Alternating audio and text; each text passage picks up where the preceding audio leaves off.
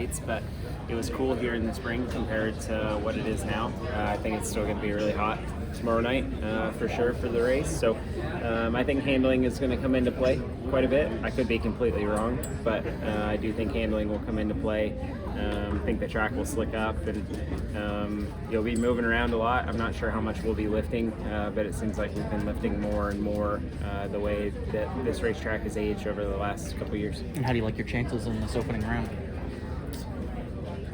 It's going to be a tough task. The forwards have been pretty good here, I would say, in the past, but who knows? I feel good about our 42 group right now, and we just got to execute. A lot of drivers, when asked about what's going to happen in the race, a lot of shoulder shrugs. There's a lot of unknowns with this track. Does that change your pre-race prep going into the week, just trying to figure out what's going to happen? I mean, I feel like my pre-race prep is definitely different coming into Atlanta as it is with the super speedway style racing. You treat it more like a, I guess, super speedway format of what I study and things that I look at and things that I look for. So with that, I don't know if I would prepare any different other than a super speedway race per se, even though there's a lot of unknowns. When you see drivers, or two drivers are going to probably have a post-race altercation, do you like perk up and say, I want to watch that, or anything like that, or you're like, think about Josh Berry a few weeks ago. If you saw that or not? Oh yeah, I did. Yeah, Him leaning up against it. He saw Stenhouse walking over there. Yeah. You're like, I'm gonna watch this. For sure. I mean, it's awesome to see. Like, I think it's great for the sport. I think we're missing rivalries like that in the sport, and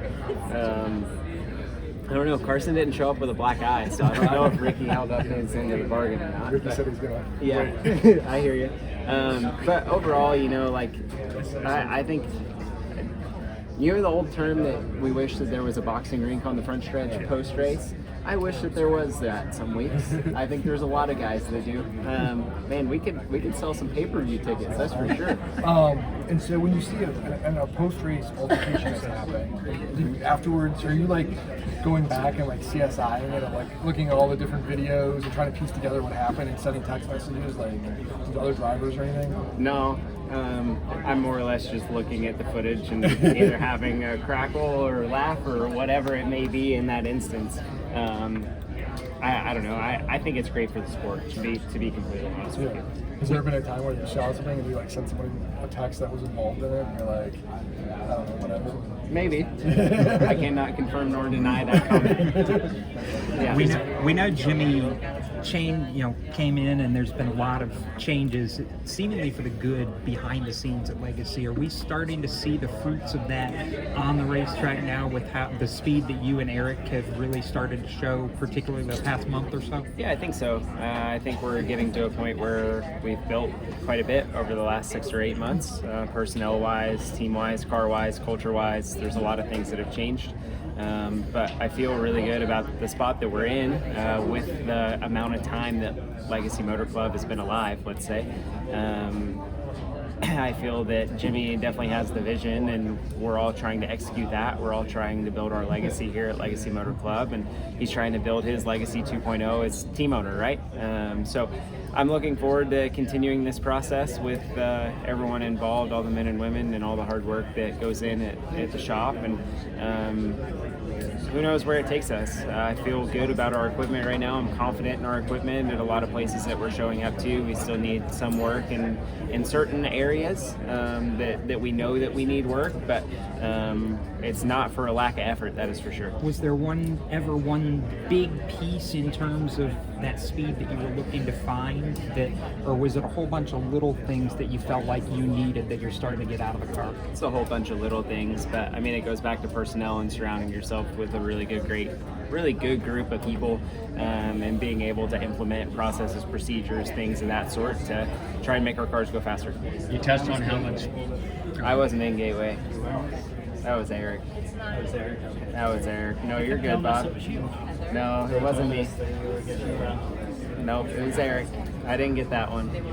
He's given you that's kind of kept you going or kept you motivated as a safety car? Yeah, I don't want to share too much in depth of that answer, but I would say that Jimmy has been a great team owner, a great friend, a great mentor, a great asset to have in your corner that pushes you to be better. He's definitely pushed me a lot this year, and I feel like we've been able to establish an amazing relationship between the two of us, and I'm glad that he holds me accountable, that's for sure.